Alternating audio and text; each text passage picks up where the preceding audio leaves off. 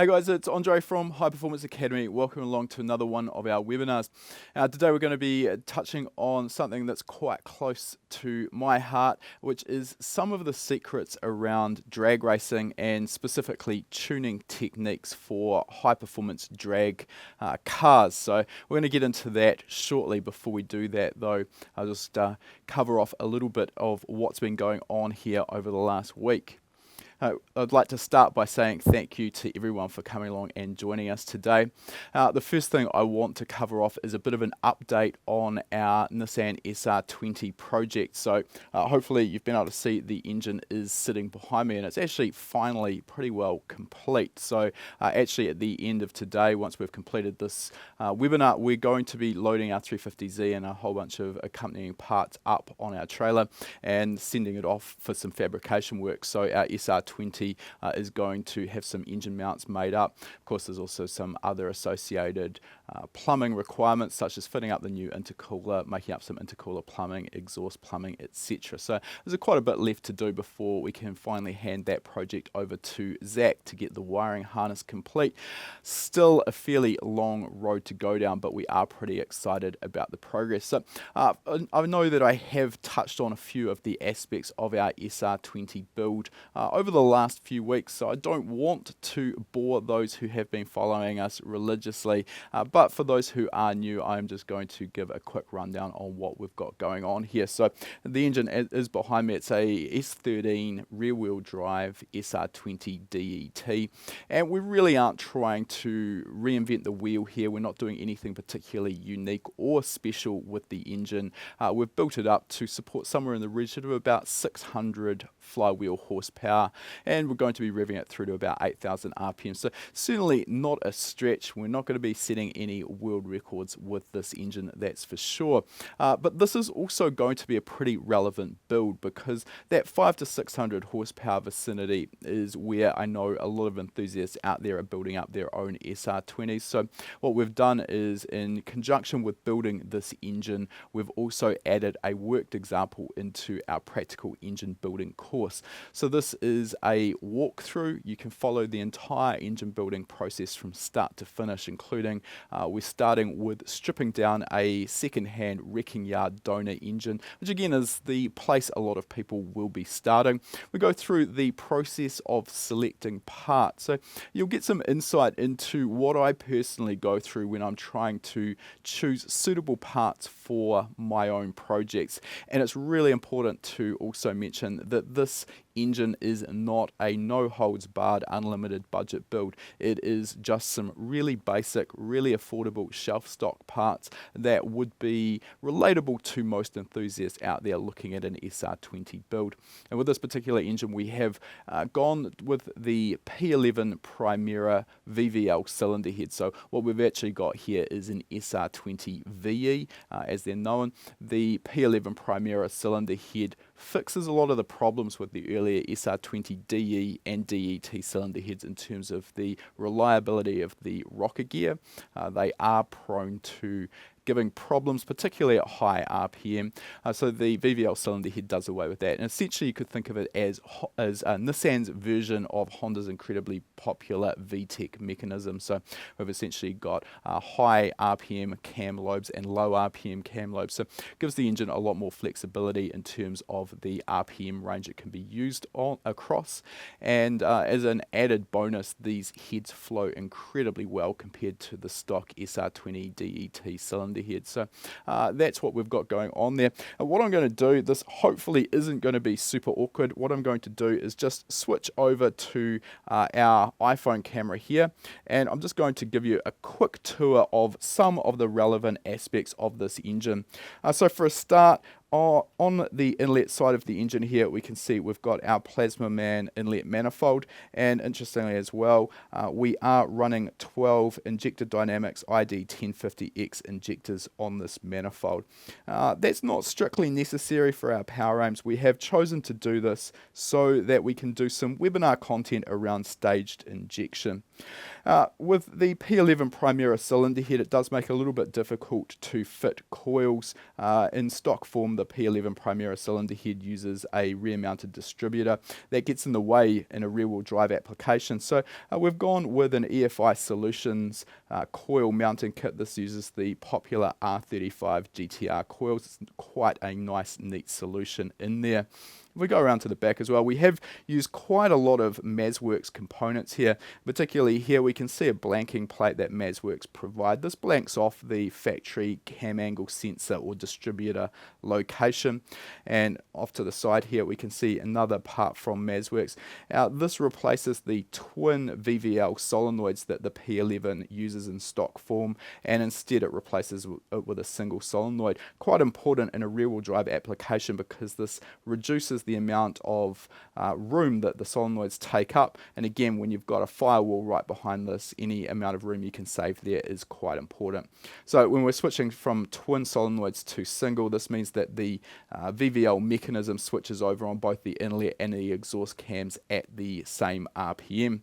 We'll move over to our exhaust side here, and this is actually somewhat a work in progress. We've got a Garrett GTX3076 turbocharger. This is one of their Gen II turbos, along with a Turbosmart 45mm external wastegate. What we can see though is that currently the manifold is partially completed. This is actually a New Zealand made manifold from a company called Sinco Customs. We've dealt with those guys for years. They make some really good quality product. The reason that this isn't quite finished at the moment is because we're not 100% sure, given that this is an engine swap, that the turbo location is going to be suitable in our 350Z. We'll just head back around to the front of the engine. A couple of aspects I want to touch on here. We can see we've got a little mount that goes into the front of the cylinder head, and this is for a camshaft pickup. So this actually uses a reluctor pickup. This is another Mazworx part. So this gives us a synchronization input straight from the cam. And if we come down to the crankshaft, we can see we've got a Mazworx ATI damper. This uses a 60-2 trigger wheel, and we've got another little mount off to the side here for a Hall sensor in that case. We've tried to keep things simple here. If we move down to the sump, we are using a wet sump design. We haven't gone to the trouble and expense of a dry sump system. The wet sump has proven itself pretty reliable at the sort of power levels that we're looking at. So we're using a Moroso winged sump here. Again, nothing particularly special. And one last part I'll just show you here. This is another part from EFI Solutions, which removes the factory oil filter mounting bracket. This allows easy connection to an external oil filter as well as oil cooler, but importantly it's also got the takeoff for the oil feed to the VVL solenoid there. One last thing, actually, I've already said one last thing, so one more last thing. We'll just come up here. This is another Mazworx component, and it replaces the factory hydraulic cam chain tensioner and turns it into a mechanical tensioner. Not strictly necessary. The hydraulic cam chain tensioner is reliable, particularly if it is relatively new or low mileage, but particularly given our race-only application and the fact that this engine is going to run at high RPM, it made a lot of sense to go to a mechanical cam chain tensioner. Alright guys, so there is a little bit of insight into our engine. So again, if you are interested in learning a little bit more about that engine build and maybe following along with your own engine build, that is available as a worked example in our practical engine building course. You can find that course on our courses page, so head to hpacademy.com/courses. The practical engine building course itself gives you some background information, basically all of the practical skills that you'll need to build any engine. So the course itself isn't specific to a type of engine. This is a generic course, so regardless what engine you're building, there's a lot of information in the course itself that will be really useful to you. And then once you've gone through the course, we break down the engine building process into the HPA 10-step process, and then we move into our library of worked examples, and this is where our SR20 example's just been added. This is the sort of more informal walkthrough where you can watch that 10-step process being applied from start to finish. Right, to go along with our SR20, we have opted to go with a New Zealand-made TTI 6-speed sequential box. So this is a box that I've had quite a lot of experience with personally. Back a number of years ago, I was the parity manager for the NZ-V8 touring car series here. So it's kind of the pinnacle of touring car racing here in New Zealand, and that TTI gearbox was the control gearbox for the class. So seeing how they put up with abuse behind a relatively high torque V8 led me to sort of the understanding that they were definitely going to be up to what we were going to be able to throw at them with our small capacity, high RPM SR20. So that's the box we've gone for, I should say, and we will be adding a strain gauge gear lever to that gearbox, which allows us to do flat upshifts, so clutchless upshifts, where the ECU will simply take a signal from that gear knob and it will interrupt the ignition signal momentarily when the driver pulls on the gear lever, allowing seamless upshifts. And also, because we are going with a 74mm drive-by-wire throttle body on the front of our plazmaman intake manifold, we will also be able to automatically blip the throttle to match revs on the downshift. So just allowing a little bit less requirements from the driver, and the driver can spend more of their time concentrating on actually driving the car and getting the best out of the car. All right, moving on, we are running another one of our giveaways. So this time, the guys from Plex Tuning all the way over in Greece, have come on board with a really generous giveaway here. We've got 2 products from Plex. I'm going to start with one that I am personally using. Anyone who's followed our content for a while will probably already be fairly familiar with this. This is the Plex NOC Monitor version 2. So this is a standalone audio and visual knock detection device. So you can use this while you're tuning. It comes with everything you'll need. We've got the head unit itself here, which you can do all of the configuration through. Also gives you a graphical display of engine noise versus RPM if you have got an RPM input connected to it. You can run up to 2 knock sensors into this unit. It can also communicate with a range of devices via CAN, including ECUs as well as dash loggers and even dynos. So yeah, really powerful unit. I rely on it heavily. What it does is allows, where I think its advantages are over a range of the other products that are in the market like this, is that it allows you to really tailor the filtering of the knock sensor signal, which is so important if you want to get rid of that background noise and really be able to zero in on whether or not knock is happening. This becomes more important on race engines that can tend to be a little bit noisier on the dyno. This can make it quite difficult sometimes to really decide if that is actually knock that you're hearing or whether it's maybe just some mechanical noise inside your engine. So as I've said, comes with absolutely everything you need. It is a really advanced device, but the great thing about the NOC monitor is that you can make it as simple or as complex as you want, depending on how much you want to wire into the system. So in other words, you can use it as a simple standalone where it is audio only, and in this way all you need to do is find a location on your engine block for one or both of the supplied knock sensors, and from there you're able to use the unit. You can plug in a headset to the underside of the NOC monitor. It actually has 2 headset ports, which I've found really useful if you're training another tuner. You can both listen to the knock output at the same time and make sure that you're both actually detecting knock. And once you've got that headset plugged in, you're good to go. But then of course, if you want to get a little bit more advanced, you can start using some of the inputs for an RPM signal, or for example, you can use the outputs to your dyno, etc. So really flexible, up to you how far you want to go with that. So we're giving away the NOC monitor, and on top of that we are also giving away the Plex Micro SDM. So this is a little display unit that Plex have produced, and it really does pack a huge amount into this tiny little display.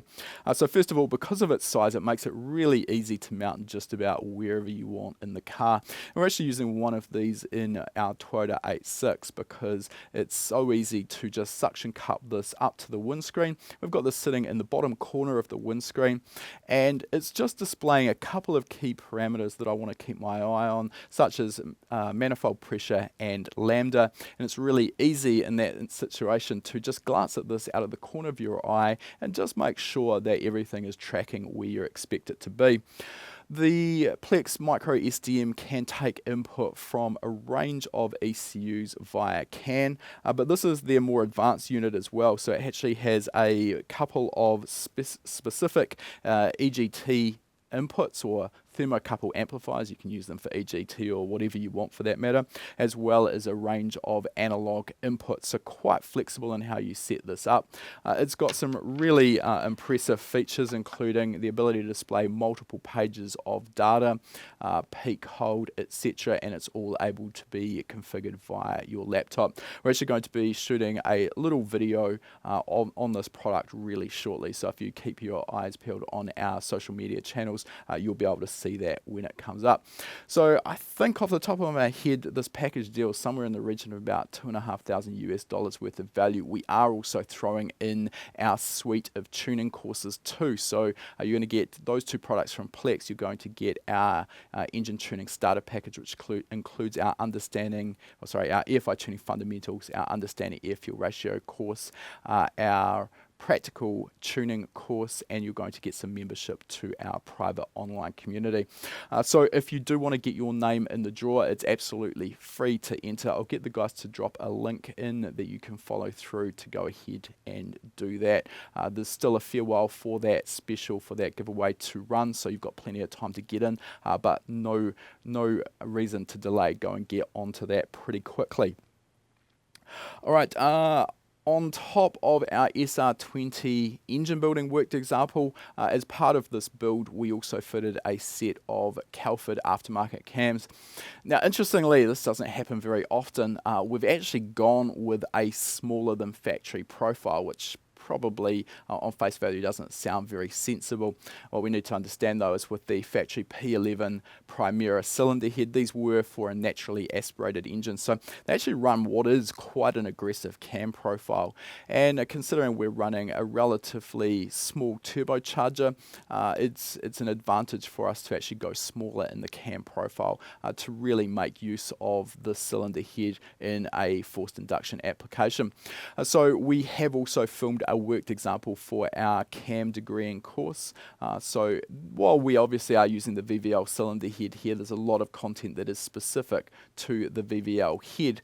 This will actually also be incredibly useful to anyone who wants to dial in or degree cams on any SR20 DE or DET as well. So I've just got to go through and do some final proofing on that course, and that will be in there probably within the next week or so. Lastly, if you haven't been watching our YouTube channel, then we have just released a new video today. We'll just jump across to my laptop screen for a moment, and this was a tour that we shot while we were over in Australia for World Time Attack. We headed across to Mainline Dynos, and this is their dyno test cart, which is a pretty interesting device. It is basically a tube frame chassis that was imported from the US. This is a drag racing chassis. It's never actually going to end up with wheels fitted to it. It's purely a test cart for testing Mainline's dynos.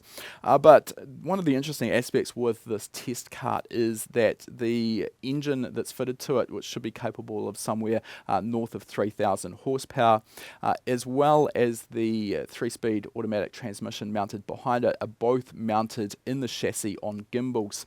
And what this means is that they are free to rotate around the crankshaft centerline or the input shaft centerline on the transmission. And they're also then connected using a load cell. So there's a load cell on the engine gimbal, there's a load cell on the transmission gimbal, and then of course there's load cells in the Pro Hub dyno as well. So the reason that Todd and Craig from Mainline have gone to this much trouble is that there is a huge amount of confusion, misunderstanding understanding over how much drivetrain loss we can expect when we dyno a car. And you've probably already all seen arguments online about how rear wheel horsepower figures relate to engine power, engine flywheel power figures, and there's a lot of complexity around that. So Todd and Craig put this together so they can actually test. Essentially, the load cell at the engine will be able to show exactly how much torque is being output at the engine, and we'll be able to see each part of the drivetrain exactly how that's being affected. Now, of course, we can't take the results we're going to see from this 3,500 horsepower dyno test cart and expect that they will translate perfectly across to much lower horsepowered engines, or in fact any other engines for that matter. But it's going to be great to finally get some solid data around that. On top of that, though, there is just a huge amount of data analysis and data inputs fitted to this engine. There are somewhere in the region of about 12 lambda sensors. There are exhaust gas temperature sensors per runner. There's pressure sensors literally everywhere. So basically every single aspect of the engine can be monitored, can be logged, and then analysed in detail after a run has been completed on the dyno. So the idea, of course, here is that it's going to allow Todd and Craig to do a better job at producing their dynos, to add more sophistication to their dynos. And of course, we're tech nerds, so we really want to see exactly what this engine performs like on the dyno. Hopefully at some point in the not too distant future, we'll be heading over to mainline and we'll actually get the opportunity to jump on the dyno and have a play on the laptop keyboard. So definitely looking forward to that. Now, remember, if you want to have a look at that video in a bit more detail, head across to our YouTube channel and make sure you subscribe while you're there. Alright guys, thanks for watching. We're going to move on to our webinar now, so just give me a few moments and we'll get ready for that.